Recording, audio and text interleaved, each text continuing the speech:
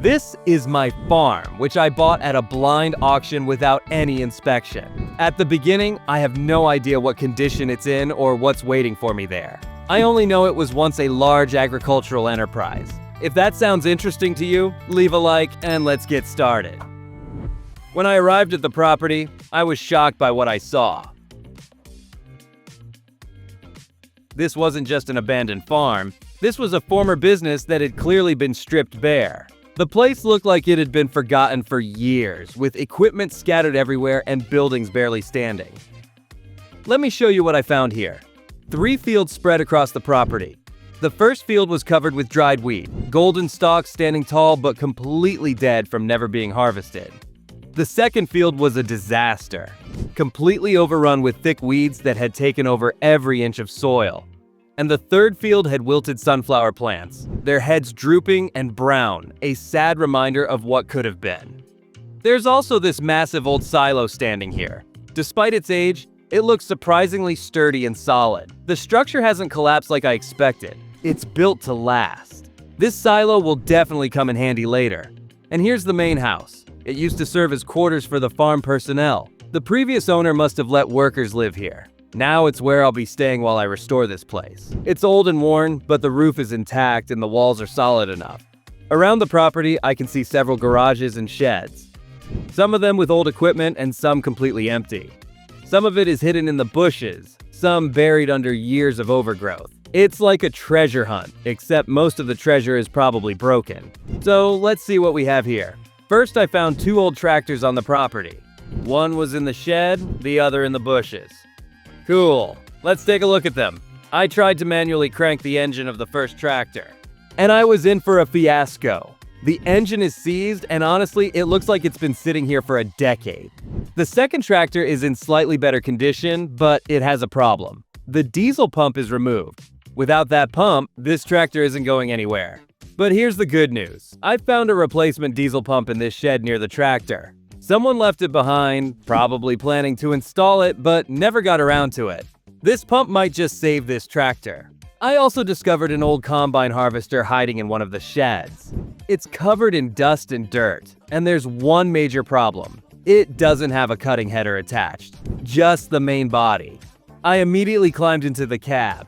It even has a key in the ignition. Let's try to start it. Nothing happened. Okay, we'll deal with this later. Next, I found 3 cultivators scattered around the property. 2 of them are in terrible condition, rusted solid from years of sitting inactive in the rain. The blades are stuck and the frames are bent. Honestly, they look like scrap metal. But the third cultivator is old and worn, yet still workable. The blades move, the hitch looks solid, and I think with some grease and adjustments, this one can actually be used. There's also one seeder I found near the back shed. Unfortunately, it's completely broken. The seed distribution mechanism is jammed and the wheels don't turn. This seeder is beyond repair. As I walked through the property, I realized just how much junk had been left behind. Scattered through the bushes and storage areas, I found all kinds of machinery and equipment. One tractor was completely hidden in thick bushes. I almost missed it. The combine harvester I mentioned earlier was tucked away in a dark shed, barely visible. There were old parts, broken tools, and rusted implements everywhere. It's clear the previous owners just gave up and left everything to rot. Standing here, looking at this mess, I made my first big decision. Most of this equipment is irreparable, too far gone to fix. So I'm going to scrap all the broken machinery and sell the working parts. This will give me some starting money to begin restoring the farm. I found a company online that takes in this kind of junk. I contacted them and they sent a truck that took all the junk off my farm in a few trips. For all of that junk, I earned $5,000. Not bad for equipment that was just sitting here doing nothing. But while I was cleaning and sorting through the equipment, I found something useful. 2 old mowers were stashed in one of the sheds. The first mower was totally broken. The deck was cracked and the blades were rusted through. But the second mower looked like it could work, except for one problem. The mount that attaches to the tractor was faulty and bent. That's when I had an idea. I removed the mount from the broken mower. It was in perfect condition, and I scrapped broken one immediately. Then, using some basic tools I found in the garage, I carefully installed that mount onto the working mower. I tightened every bolt, checked the alignment, and tested the connection. It fit perfectly. Now I have one fully functional mower built from 2 broken ones. Now let me show you the trailers I found on the property. 4 trailers in total, scattered around the farm in different locations. 2 of them are in decent working condition. The tires hold air, the hitches are solid, and the beds are intact. These will be useful for hauling crops and equipment. But the other 2 trailers are completely broken. One has a cracked axle and flat tires that have rotted away. The other has a rusted-through bed with holes so big you could lose half your load through them. These 2 broken trailers I'll also sell for scrap metal. With the initial inventory done, it was time to start the real work. This place was a disaster, and before I could even think about farming, I needed to clean it up. The entire property was overgrown with bushes and weeds that had taken over everything. Some bushes were growing right through the concrete pathways. It looked like nature had been reclaiming this farm for years. I grabbed the functional mower I had just repaired and attached it to the working tractor, the one that still needed the diesel pump installed. But first, I had to install that pump. I rolled up my sleeves and got to work. I removed the old broken pump from the tractor, cleaned the mounting area, and carefully installed the replacement pump I found in the shed. I connected the fuel lines, tightened all the bolts, and made sure everything was sealed properly. Then I turned the key. The engine cranked once, twice, and then roared to life. The tractor was running. The sound was rough and loud, but it worked. Finally, I had a working tractor. Now I could start cleaning. I drove the tractor around the property, cutting down all the overgrown bushes and tall grass. The mower chewed through everything. Thick weeds, small bushes, even some stubborn undergrowth that had wrapped around old fence posts. It took hours of work driving back and forth across every corner of the farm.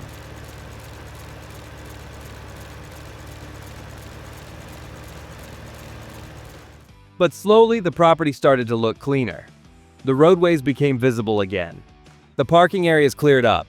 The pathways between buildings were finally accessible. I could actually see what I was working with now. All the debris and cut vegetation piled up, so I loaded it onto one of the working trailers and hauled it to a corner of the property to decompose later. With the farm cleaned up, it was finally time to start working the fields. But before I could plant anything, I needed to cultivate the soil. All 3 fields were in terrible condition. The dried wheat field had compacted soil from years of neglect. The weedy field was hard as rock with roots tangled everywhere. And the wilted sunflower field had soil that was cracked and dry. Cultivation is essential before planting. It breaks up the hard soil, removes old crop residue, aerates the ground, and prepares a smooth seedbed for new crops. Without cultivation, seeds won't germinate properly, and roots can't penetrate the soil. I hitched the one working cultivator to my tractor and drove to the first field, the one with dried weeds. I started at the edge and began working my way across in straight lines. The cultivator blades dug into the soil, breaking up the hard ground and turning over the old wheat stubble. The work was slow and dusty. The tractor engine groaned under the load, and I had to adjust my speed several times to avoid stalling. But row by row, the field was transforming. The hard, crusty surface became loose, dark soil ready for planting.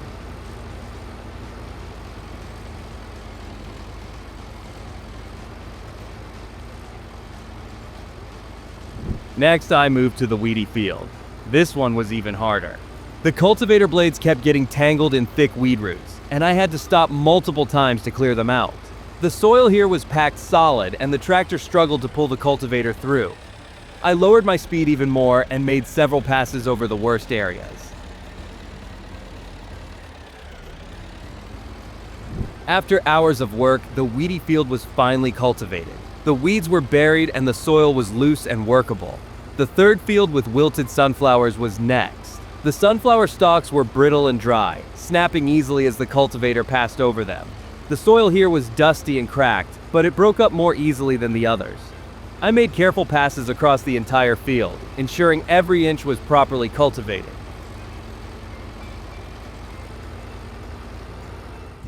By the time I finished, my arms were sore from steering, and the tractor was covered in dust. But all 3 fields were ready. The soil was prepared, loose, and waiting for seeds. Now came the problem. I didn't have a working seeder. The one I found was completely broken, remember? So I had to rent one. I contacted a local equipment rental company and arranged to rent a seeder for a few days. So let's go get it. Here it is. I grab it and head back to the farm. It was a modern, well-maintained seeder, a huge upgrade from the junk I'd been working with. But we still need seeds. So let's go to the store.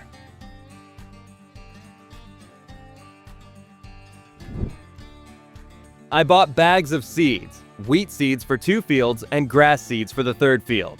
It costed $350. The grass field would be useful later for feeding livestock or selling hay. Now, let's go back to the farm. Time to work. I filled it with wheat seeds.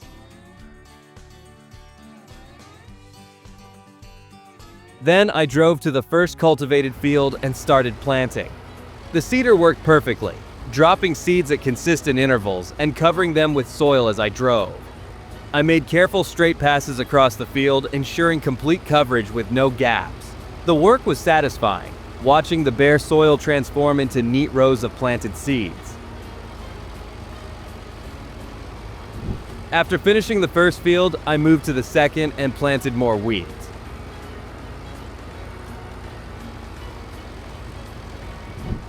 Finally, I filled the seeder with grass seeds and planted the 3rd field.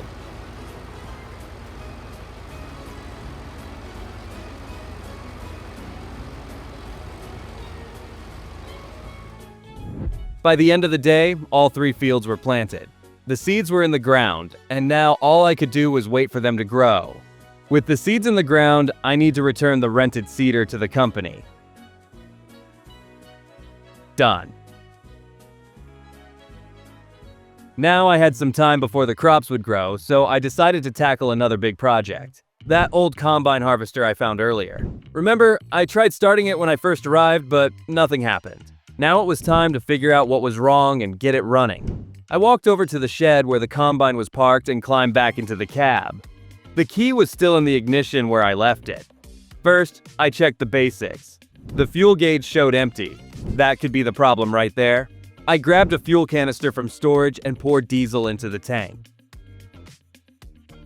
20 liters later, the gauge moved slightly. Good start. Next, I popped open the engine cover to inspect everything. The engine was filthy, covered in years of dust, dirt, and oil residue. I could barely see the parts underneath all that grime. I spent the next hour cleaning the engine compartment. I wiped down the battery terminals. They were corroded badly. I scraped off the corrosion with a wire brush and reconnected them properly. Then I checked the air filter, completely clogged with dirt and debris. I pulled it out and knocked it against the ground to shake loose some of the dust. It wasn't perfect, but it would work for now. Next, I inspected the fuel lines. Some of them were cracked and brittle from age. I found some spare hoses in the garage and replaced the worst sections. The fuel pump looked okay, so I left it alone. Now came the moment of truth. I climbed back into the cab, turned the key, and nothing. Not even a click. Frustrating. I jumped back down and checked the starter motor connections. One of the wires was loose. I tightened it and tried again. This time, I heard a grinding sound. The starter was trying to turn over the engine, but it wouldn't catch. I pumped the fuel primer a few times to get diesel flowing into the system. After about 10 pumps, I climbed back up and tried again. The engine cranked and suddenly coughed to life. Black smoke poured out of the exhaust as the engine struggled and sputtered. It sounded rough, really rough, but it was running. I let the engine warm up for a few minutes, listening carefully for any bad sounds. The idle was uneven and it shook more than it should, but overall it seemed functional. I tested the hydraulic system, raised and lowered the feeder house a few times. It moved slowly, but it worked. The steering was stiff but responsive. The main concern was the speed. This old combine wouldn't move fast, but for harvesting my small fields, it would do the job. I'd need to make more adjustments before harvest time, but at least now I knew the combine could run. Satisfied with my progress, I shut down the combine and continued exploring the property.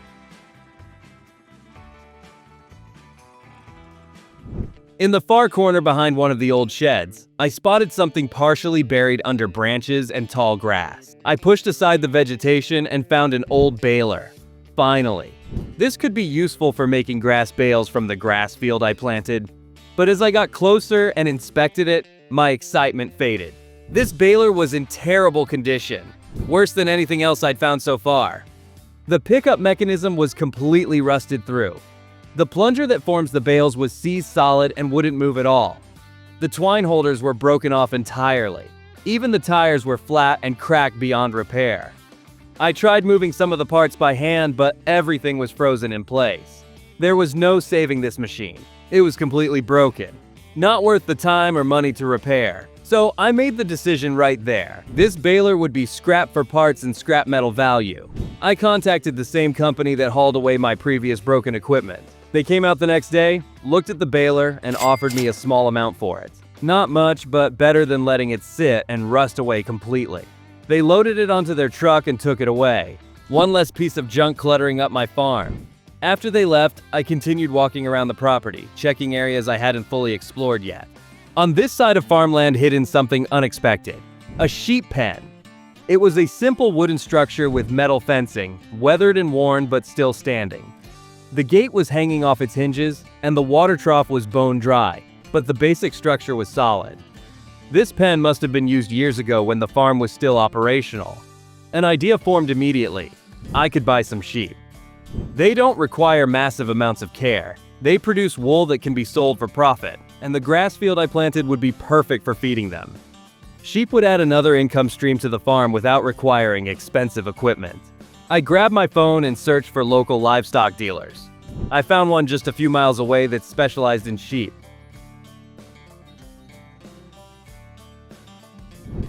The next morning, I drove my pickup truck to the livestock dealer. The place was busy, farmers coming and going with trailers full of animals. I explained my situation to the owner. Small farm, first-time sheep owner, looking for healthy starter animals. He showed me several options and recommended I start with just a few sheep to learn the basics. I agreed and purchased 5 healthy adult sheep. The dealer helped me with delivery, gave me some basic care instructions, and sent me on my way. Back at the farm, I had spent the previous evening fixing the gate, clearing debris, and filling the water trough. Now it was ready for its new residents. After sheep were delivered, they seemed nervous at first, walking cautiously and bleating softly. But after a few minutes, they calmed down and started exploring the pen. They drank from the water trough and sniffed around the ground looking for food. Now I needed to feed them. The grass I planted in the third field wouldn't be ready for weeks. So for now, I'd need to provide them with hay or purchase feed until the grass grew tall enough to cut and store. I drove to the local feed store.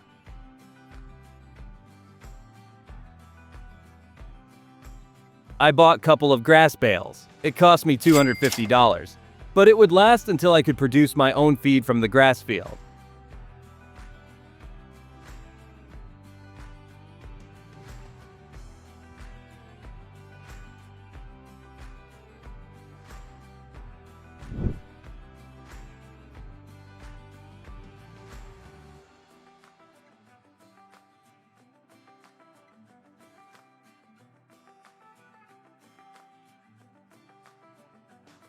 I dumped the feed into an old trough I found and spread some hay around the pen.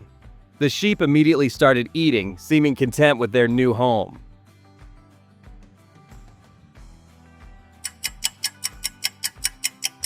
Over the next few weeks, I checked on my fields daily. The wheat seeds I planted in the first 2 fields started sprouting. Tiny green shoots pushing through the dark soil. It was exciting to see progress after all the hard work. But the real surprise was the third field, the grass field. The grass grew incredibly fast. Within just a couple weeks, it was already knee-high and thick.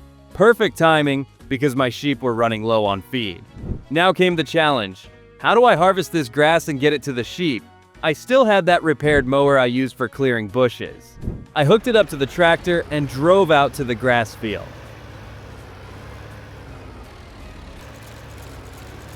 The mower cut through the tall grass easily, leaving neat rows of cut grass behind me.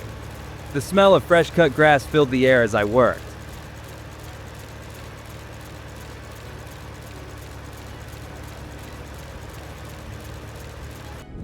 After about an hour, half the field was mowed. That would be enough grass to feed the sheep for a while and still have plenty left over to sell. But here's the problem. The grass was just lying in rows on the ground. I needed to collect it somehow. Without a proper forage wagon or baler, I had to get creative. I grabbed one of the working trailers and a shovel I found in the garage. Yeah, I know. Manual labor. Not ideal, but it's what I had to work with. I drove the tractor pulling the empty trailer out to the field and started loading grass by hand. Shovel by shovel, I tossed the fresh cut grass into the trailer. It was slow, exhausting work. My back ached, my arms burned, but slowly the trailer filled up.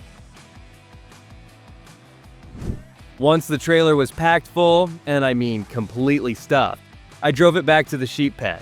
I unloaded about first trailer into their feeding area. The sheep immediately rushed over and started munching on the fresh grass. They seemed happy with it, eating eagerly. Their health and productivity would definitely improve now that they had quality food. But it isn't all. So I loaded leftover grass in trailer. Now time to make some money. I drove the trailer to the biogas plant I had spotted earlier on the edge of town. The facility uses organic material like grass to produce electricity, and they pay decent prices for it. I backed up to the unloading area and dumped the entire load. For that one trailer of grass, I got $800. Not a fortune, but considering it was grass I grew myself and collected for free, that was pure profit. For all the grass I got almost $2,500. Very nice. Now I can take a rest.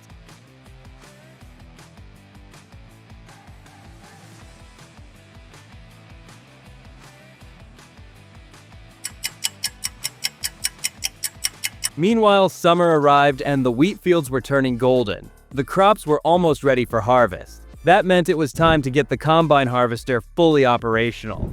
It still needed work before it could handle a full harvest. I spent an entire day going over every system on that old machine. I tackled the cutting header problem.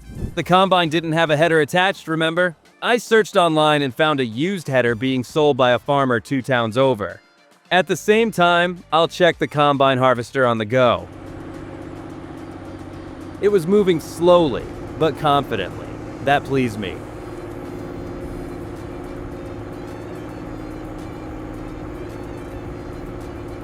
And here's the header. It was old but compatible with my combine model. It costed $5,000. Attaching it was tricky. The hydraulic connections were different than I expected. But after some adjustments and improvising with adapter fittings, I got it connected and functional. I tested all the systems. The header raised and lowered properly, the reel turned smoothly, the auger conveyed grain correctly, and the threshing drum rotated without binding. The engine still ran rough and smoked a bit, but overall the combine was harvest ready. Not perfect by any means, but good enough for my small fields.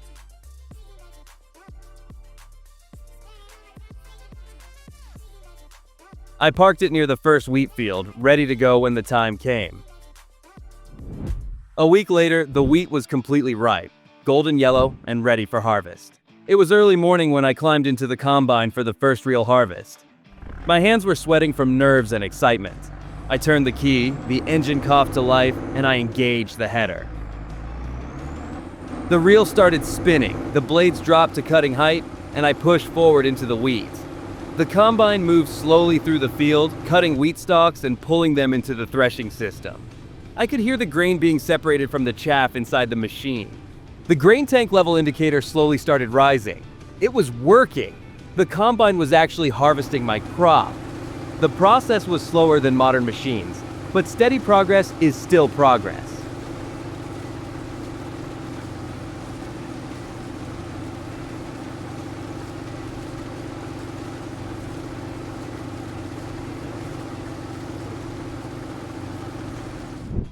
After some time, the grain tank was full. I needed to unload.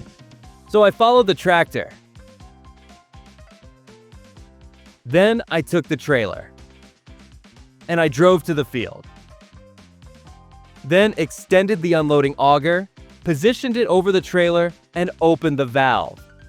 Golden wheat grain poured out into the trailer like a waterfall. The sight was incredibly satisfying. This was the result of months of work. I made trip after trip across the field, fill the combine, unload into the trailer, return to cutting. When the trailer was full of wheat, I drove it straight to the local grain silo in town to sell immediately. Even though I had a silo on my farm, I needed money for development now.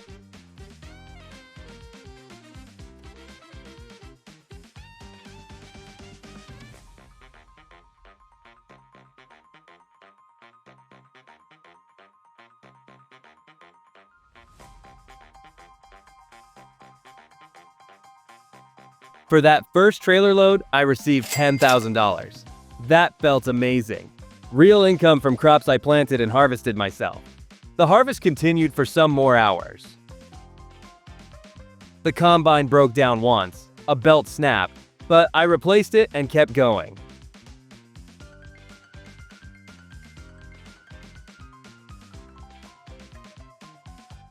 By the time I finished both wheat fields, I had sold multiple trailer loads and earned $45,000 total.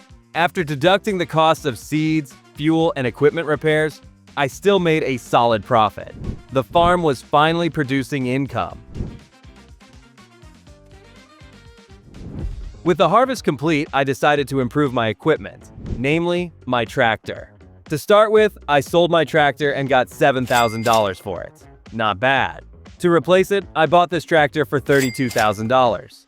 It is much newer, although also old, but better and more powerful than mine. And it is also not so worn out.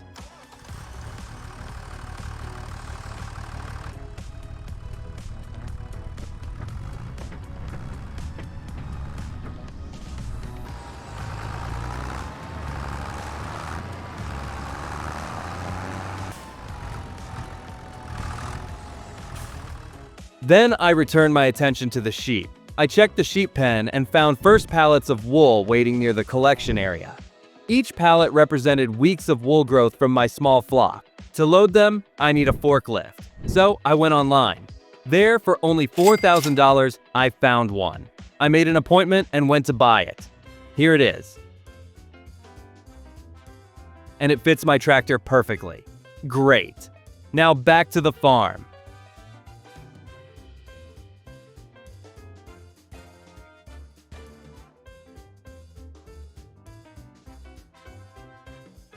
I carefully picked up each wool pallet with pallet forks.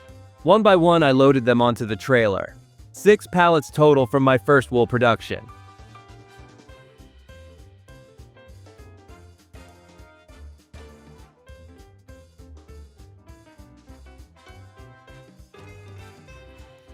I secured them carefully and drove to the spinning mill across town.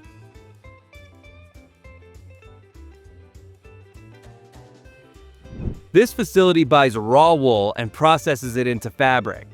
At the spinning mill, I backed the trailer up to their receiving area. The workers there unloaded the wool pallets and processed the payment. For 6 pallets of wool, I received $12,000. That was fantastic. The sheep had basically paid for themselves already, and they'd continue producing wool every few months as long as I kept them fed and healthy. This was passive income, the best kind.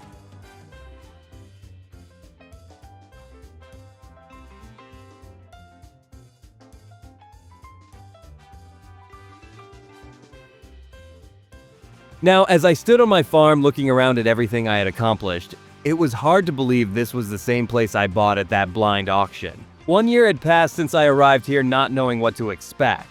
I cleaned up the entire property, hauled away tons of junk and scrap metal, restored 3 fields from complete disaster, got these old equipment running against all odds, started a sheep operation from scratch.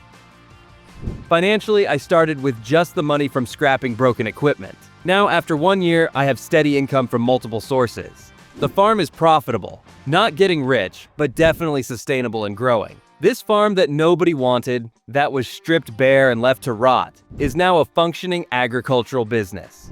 So if you want to see the continuation of this farm, leave a comment, I want continue. Also, if you enjoy this video, leave a like and subscribe to the channel so you don't miss future videos. This was Fizbee. See you next time.